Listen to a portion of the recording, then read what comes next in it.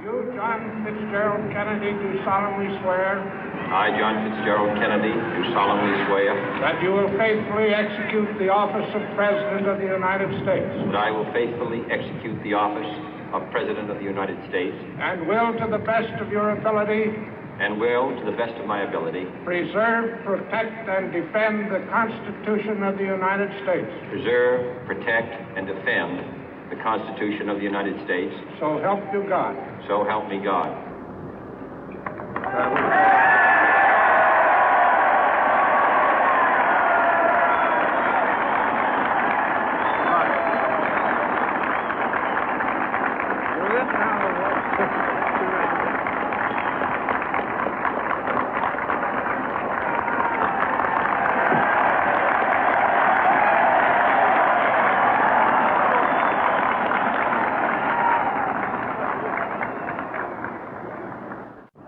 Vice President Johnson, Mr. Speaker, Mr. Chief Justice, President Eisenhower, Vice President Nixon, President Truman, Reverend clergy, fellow citizens. We observe today not a victory of party, but a celebration of freedom, symbolizing an end as well as a beginning, signifying renewal as well as change. For I have sworn before you and Almighty God the same solemn oath our forebears prescribed nearly a century and 3/4 ago.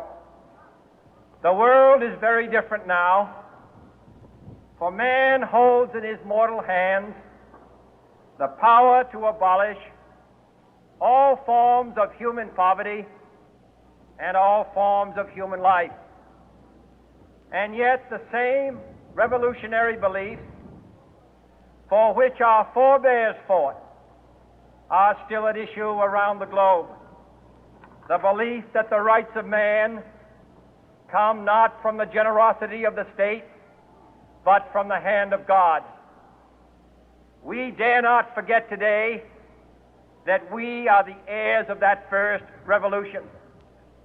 Let the word go forth from this time and place to friend and foe alike that the torch has been passed to a new generation of Americans born in this century, tempered by war, disciplined by a hard and bitter peace, proud of our ancient heritage, and unwilling to witness or permit the slow undoing of those human rights to which this nation has always been committed and to which we are committed today at home and around the world.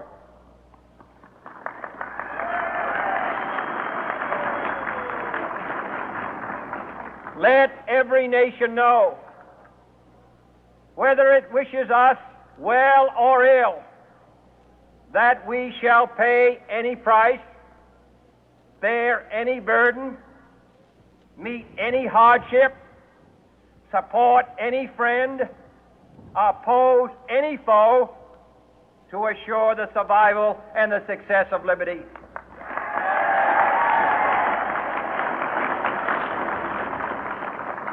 This much we pledge and more.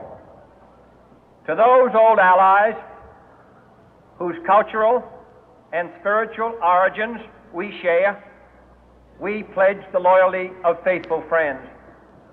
United, there is little we cannot do in a host of cooperative ventures.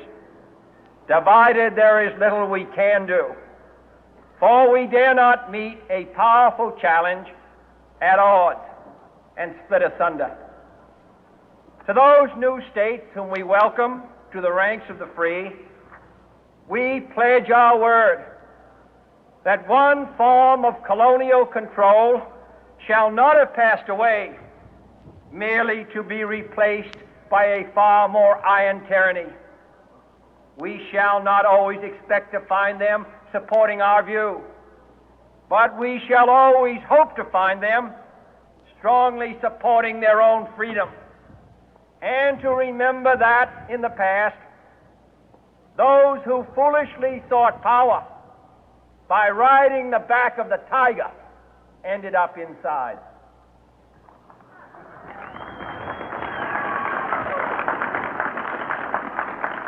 To those people in the huts and villages of half the globe struggling to break the bonds of mass misery, we pledge our best efforts to help them help themselves for whatever period is required, not because the communists may be doing it, not because we seek their votes, but because it is right. If a free society cannot help the many who are poor, it cannot save the few who are rich.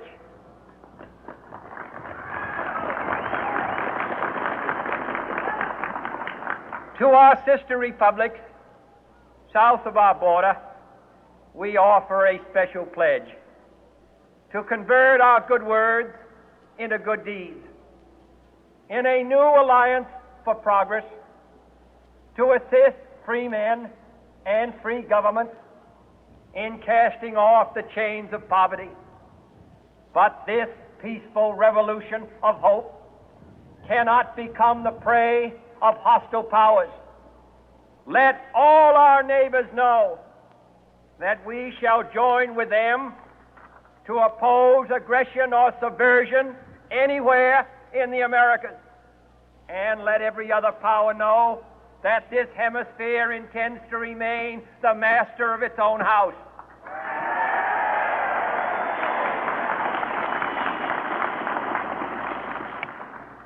To that World Assembly of Sovereign States, the United Nations, our last best hope, in an age where the instruments of war have far outpaced the instruments of peace, we renew our pledge of support to prevent it from becoming merely a forum for invective, to strengthen its shield of the new and the weak, and to enlarge the area in which its writ may run.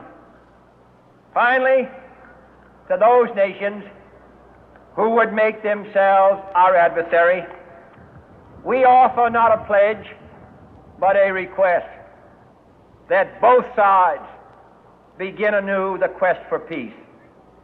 Before the dark powers of destruction, unleashed by science, engulf all humanity in planned or accidental self-destruction, we dare not tempt them with weakness, for only when our arms are sufficient beyond doubt can we be certain beyond doubt that they will never be employed.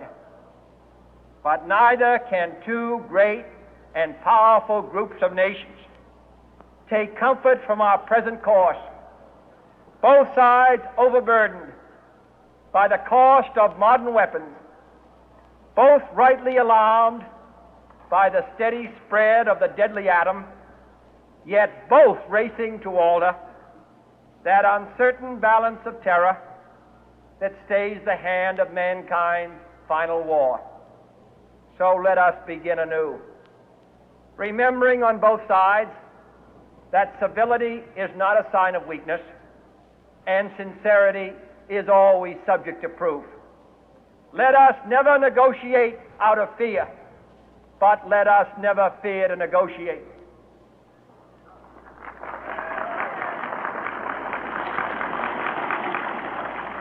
Let both sides explore what problems unite us, instead of belaboring those problems which divide us. Let both sides, for the first time, formulate serious and precise proposals for the inspection and control of arms, and bring the absolute power to destroy other nations under the absolute control of all nations.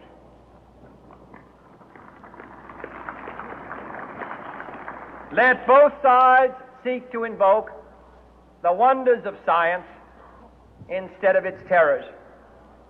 Together, let us explore the stars, conquer the deserts, eradicate disease, tap the ocean depth, and encourage the arts and commerce. Let both sides unite to heed in all corners of the earth the command of Isaiah to undo the heavy burden and let the oppressed go free. And if a beachhead of cooperation may push back the jungle of suspicion, let both sides join in creating a new endeavor, not a new balance of power, but a new world of law, where the strong are just and the weak secure and the peace preserved. All this will not be finished in the first 100 days, nor will it be finished in the first 1,000 days, nor in the life of this administration, nor even perhaps in our lifetime on this planet. But let us begin.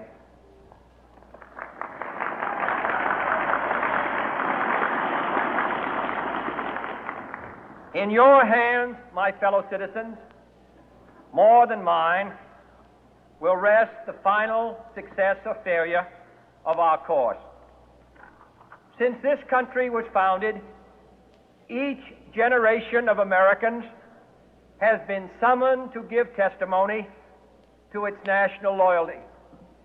The graves of young Americans who answered the call to service surround the globe. Now the trumpet summons us again, not as a call to bear arms, though arms we need, not as a call to battle, though in battle we are, but a call to bear the burden of a long twilight struggle, year in and year out, rejoicing in hope, patient in tribulation, a struggle against the common enemies of man, tyranny, poverty, disease, and war itself. Can we forge against these enemies a grand and global alliance, north and south, east and west, that can assure a more fruitful life for all mankind? Will you join in that historic effort?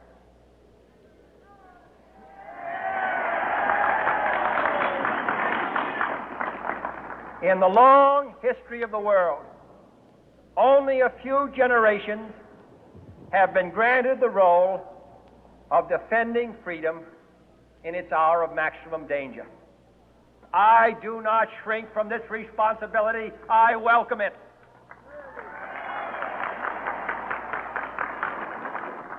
I do not believe that any of us would exchange places with any other people or any other generation.